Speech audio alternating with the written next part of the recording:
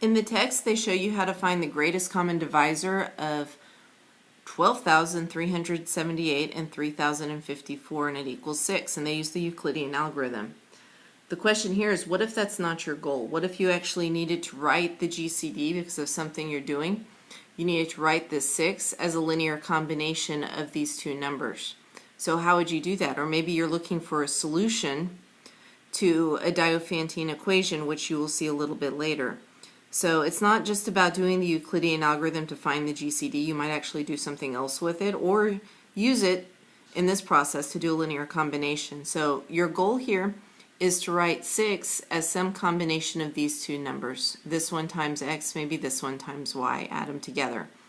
And your first step is to do the Euclidean algorithm, or if you have it, you've got it here, you've got your steps. And we're actually going to start at the second to last step. Look where we found our 6 for the first time. So this 6 right here. And I'm going to take this 6 and I'm going to rewrite it. I'm going to solve this equation for 6.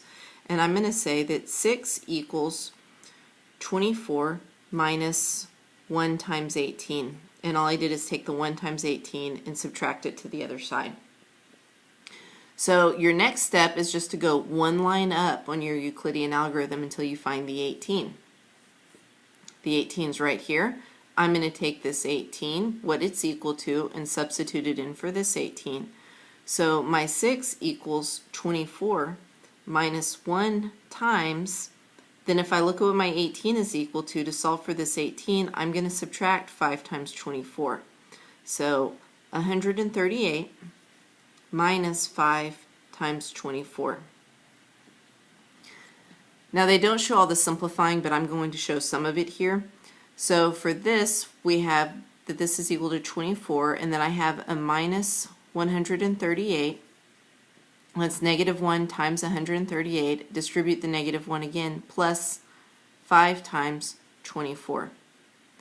So this is actually equal to, if you look at the number of 24s you have, it's 124 here plus 5 more 24s here. It's 6 times 24 minus 138.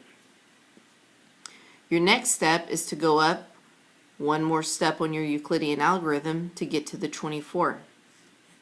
And I'm going to take what this 24 is equal to from this equation and substitute it into this equation right here.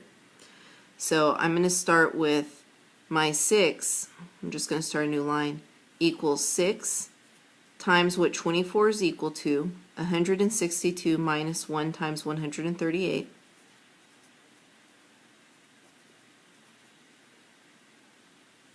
Minus 138.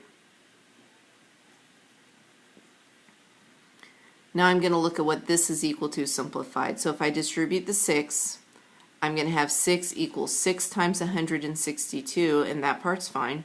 And then I have the 6 times the negative 1, negative 6, and then there's another negative 138 over here, so that is negative 7 times 138. So I have 6 equals 6 times 162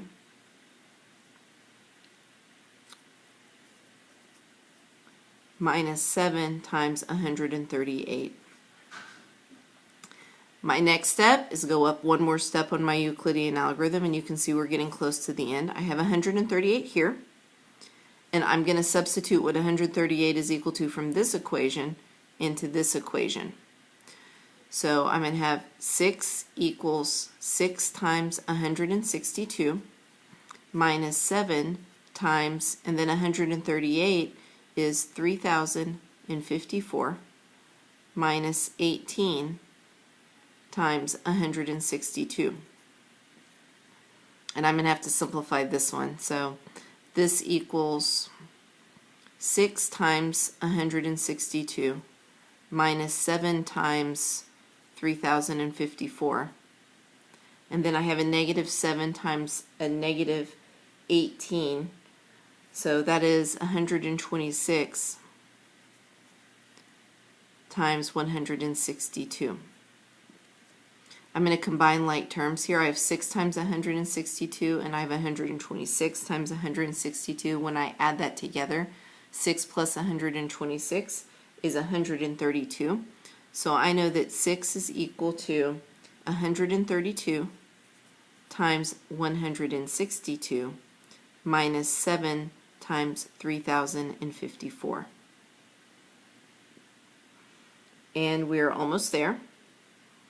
I'm going to take my 162 right here and substitute what this 162 is equal for into this equation.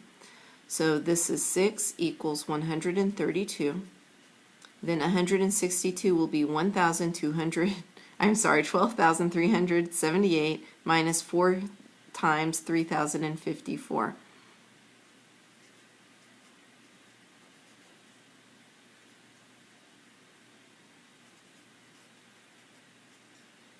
And then I still have minus 7 times 3054. I'm going to distribute. So I have 6 equals 132 times 12,378. And then I have 132 times negative 4. So that is a negative 528 times 3054 minus 7 times 3054. I'm going to combine these two. So I have negative 528 and a negative 7, both of them times 3054. Those add up to a negative 535.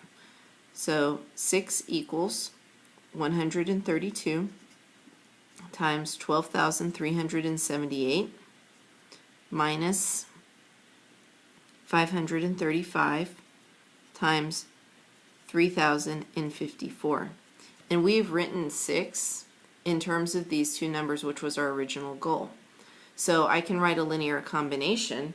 I can say, you know, what if this is my x and this is my y? I could say 6 equals 12,378x minus 535y. I can write it like that.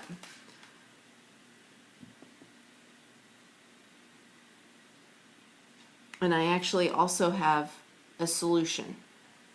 I can come back up here and actually look at what are my x and my y when I've solved for them. And that is it.